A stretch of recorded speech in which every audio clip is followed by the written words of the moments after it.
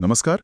आज 23 जून 2025 है और हमारे पास आज फिर से काफ़ी कुछ है। रिपोर्ट्स हैं, कुछ नोट्स हैं, लेख हैं।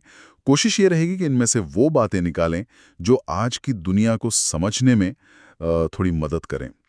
तो चलिए शुरू करते हैं आज की ये गहन चर्चा। आज जो सबसे ज़्यादा ध्यान खींच रही है खबर, वो अमेरिका ईरान के बीच जो तनाव बढ़ा है वो है, और साथ ही अपने देश की अर्थव्यवस्था में भी कुछ हलचल है। बॉम्बे स्टॉक एक्सचेंज का जो मुख्य इंडेक्स है सेंसेक्स, उसमें कुछ बदलाव हुए हैं। और हाँ, समाज और विज्ञान से भी कुछ दिलचस्प बातें हैं। तो शुरुआत वहीं से करते हैं जो शायद सबसे ज़्यादा चिंता की बात है। अमेरिका ने ईरान के परमाणु ठिकानों पर हवाई हमले किए हैं, ऐसा सुनने में आ रहा है।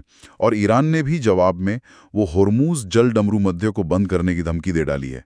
ये तो मतलब सिर्फ दो देशों की बात नहीं लग रही है ना? नहीं, बिल्कुल नहीं।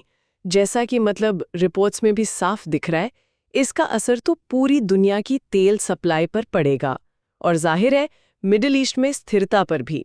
ये सिर्फ एक मिलिट्री एक्शन नहीं है, ये एक बहुत बड़ा जियोपॉलिटिकल और इकोनॉमिक घटनाक्रम है।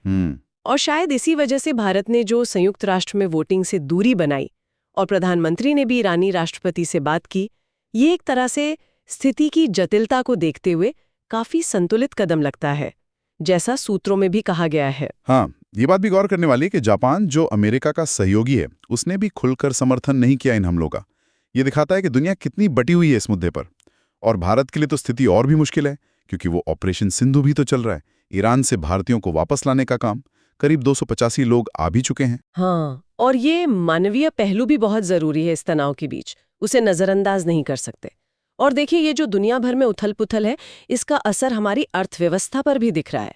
आपने सेंसेक्स की बात की, उसमें जो बदलाव हुए हैं, ट्रेंट और भारत इलेक्ट्रॉनिक्स लिमिटेड बीईएल वो शामिल हुए हैं, और नेस्ले और इंडसेंट बैंक बाहर। ये महत्वपूर्ण है। हाँ, कुछ रिपोर्ट्स में करीब $700 मिलियन के विदेशी निवेश की बात थी। हाँ, बात तो है, लेकिन कुछ जानकारों का ये भी मानना है कि शायद ये आंकड़ा थोड़ा ज्यादा आशावादी हो। असल निवेश कितना आता है, वो तो बाजार कैसे रिएक्ट करता है, उस पर निर्भर करेगा। तो ये सिर्फ कंपनियों का अंदर बाहर होना नहीं है। मतलब क्या ये किसी गहरे ट्रेंड की तरफ इशारा है? जैसे बीईएल का आना, क्या ये डिफेंस सेक्टर पर बढ़ते फोकस को दिखाता है? हाँ, बिल्कुल हो सकता है। ये सिर्फ नंबरों का खेल नहीं होता। ये दिखाता है कि निवेशक किन सेक्टर्स पर, आप कह सकते हैं, भरोसा जता रहे हैं। बीईएल का आना वो आत्मनिर्भर भारत वाली कहानी से जुड़ता है, डिफेंस में। तो ट्रेंड का आना शायद रिटेल सेक्टर में जो कंज्यूमर पैटर्न बदल रहे हैं उसकी तरफ इशारा हो। तो ये बदलाव इकोनॉमी की दिशा समझने के लिए अहम सुराग होते हैं। सही कहा। और अर्थव्यवस्था के साथ साथ समाज में भी काफी कुछ हो रहा है। कर्नाटक में वो जो एक फेक न्यूज़ बिल लाने की बात है, उस पे काफी बहस छिड़ी हुई है। आईटी मंत्रालय और कई सोशल मीडिया इन्फ्लुएंसर्स ने भी चिंता जताई है। इसमें मुख्य मुद्दा क्या है? अभिव्यक्ति की स्वतंत्रता का? हाँ, चिंता असल में इसी बात को लेकर है कि फेक न्यूज़ को रोकने के नाम पर कहीं ये कानून ऑनलाइन जो बातचीत होती है, जो आलोचना होती है, उसको दबाने का जरिया न बन जाए। जैसा कि कुछ रिपोर्ट्स सवाल उठा रही हैं कि गलत सूचना रोकना तो जरूरी है, पर इसकी परिभाषा क्या होगी, इसे लागू कैसे किया जाएगा, ये बड़े सवाल हैं। और दूसरी तरफ एक और अहम खबर है असम से। वहां आंगनवाड़ी सुपरवाइजर के पदों पर ट्रांसजेंडर समुदाय के लिए 50% आरक्षण की घोषणा हुई है। इसे समावेशिता की दिशा में एक बहुत बड़ा कदम माना जा रहा है। अच्छा, तो मतलब एक तरफ जानकारी के प्रवाह को कंट्रोल करने की कोशिश पर बहस है, और दूसरी तरफ समाज में हाशिए पर रहे लोगों को मुख्य धारा में लाने का प्रयास। ये दोनों खबरें दिखाती हैं कि समाज कैसे बदल रहा है और किन चुनौतियों का सामना कर रहा है। बिल्कुल। और इन सब के बीच विज्ञान की दुनिया से भी एक बड़ी खबर है। यूरोपियन स्पेस एजेंसी ईएसए का जो सोलर ऑर्बिटर है, उसने सूरज के दक्षिणी ध्रुव की पहली तस्वीर भेजी है। 11 जून को ली गई। अरे वाह, पहली तस्वीर! हाँ, और ये सिर्फ एक खूबसूरत तस्वीर नहीं है। सूरज के ध्रुवों को समझना, ये हमें सोलर तूफानों को और पृथ्वी पर उनके असर को बेहतर ढंग से जानने में मदद कर सकता है। कमाल है। मतलब सुदूर अंतरिक्ष में जो हो रहा है, उसका सीधा असर हमारी पृथ्वी पर। हाँ, और देखिए, रॉयल ऑब्जर्वेटरी ग्रीनविच ने भी 22 जून को अपनी 350वीं वर्षगांठ मनाई। ये भी एक अहम बात है। हाँ, 350 साल।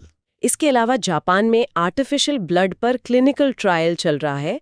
वो भी चिकित्सा के भविष्य के लिए बहुत महत्वपूर्ण हो सकता है। सही है। और खेल की दुनिया में भी हलचल है। भारत की पुरुष क्रिकेट टीम इंग्लैंड पहुंच चुकी है और महिला टीम का दौरा भी जल्द शुरू होने वाला है। हाँ, क्रिकेट का एक्शन शुरू हो गया है। तो कुल मिलाकर आज की चर्चा से एक बात तो साफ है। बिल्कुल, कि सब कुछ एक दूसरे से जुड़ा हुआ है।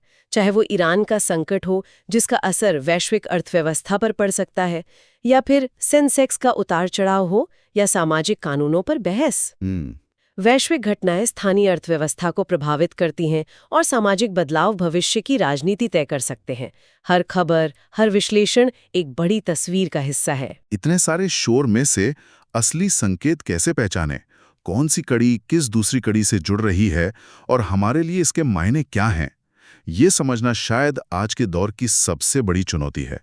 इसी सवाल के साथ आज की बातचीत यहीं समाप्त करते हैं।